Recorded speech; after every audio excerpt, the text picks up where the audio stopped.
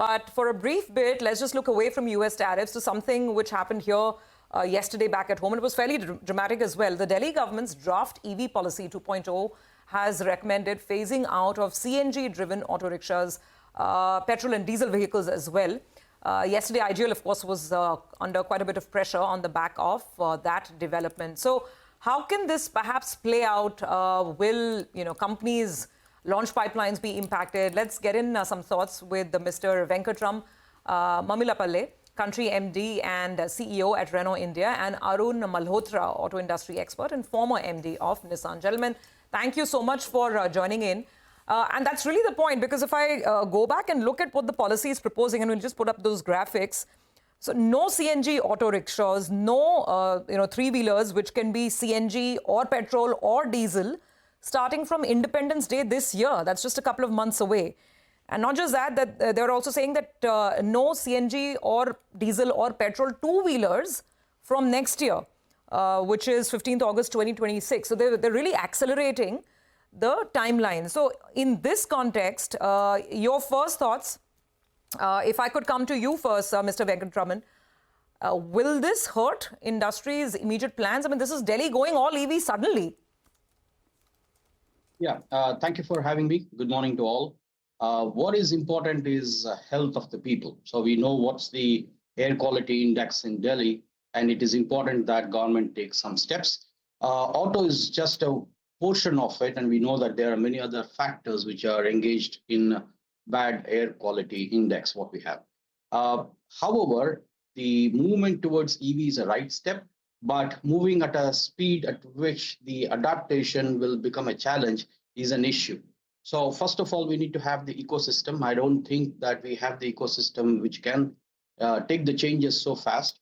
And therefore, it is necessary that we first engage in the ecosystem development as government, and then put the regulation and policies, which are still in the draft, by the way, into force as quickly as possible. No doubts that we as a nation have to take a leapfrogging steps, but before that, we need to do our homework. So in my opinion, this seems to be too fast, but it's in the right direction. Okay, seems to be too fast, but in the right direction. Mr. Malhotra, if you could comment on this, sir. I mean, I don't know how disruptive this can be for existing OEMs. People have capacities. I mean, CNG, whether it's even petrol, diesel, I mean, big capacities. Is it going to be very disruptive specifically for the three-wheeler and the two-wheeler space?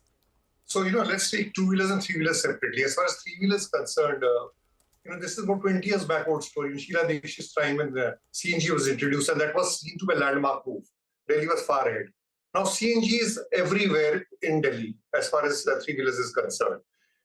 So this shift, welcome, because definitely EV is a much more purer fuel or much more less polluting fuel than CNG. But I don't think we are absolutely ready for it. Just to take a basic case, Delhi is the largest market for three-wheelers. And today, if you have to combine, slice the market between passenger and commercial application, which is load application, load vehicles, CNG, EV vehicles are just not available. And even CNG charging infrastructure, petrol or EV charging infrastructure still is a constraint. So that's be a big challenge at this point of time. But I think August 25 is a very, very aggressive move. The way government policies follow, the note paper will agree, it will get watered down or get delayed. But I think manufacturers will start thinking of it. That's the positive part. As far as two-wheelers is concerned, one of the challenges today, and probably it will remain till next year, all the EV two-wheelers in the market are basically scooters. There are virtually no motorcycles, EVs available. And 2/3 of the market is motorcycle. And I don't see any dramatic change coming in the next 1 year. So probably we have to wait and watch, and we have to look at it. But definitely a step in the right direction. Most companies which manufacture CNG vehicles also have EVs in their portfolio. So they have the opportunity to ramp it up and reduce CNG. But how will it happen? That's a $1 million question. And we don't want the scrappage policy to the way it has happened. The way it is announced and the way it's implemented, it's a very watered down thing. You need to go have clear steps, but go slowly and steadily rather than going hogwash and then not implement it.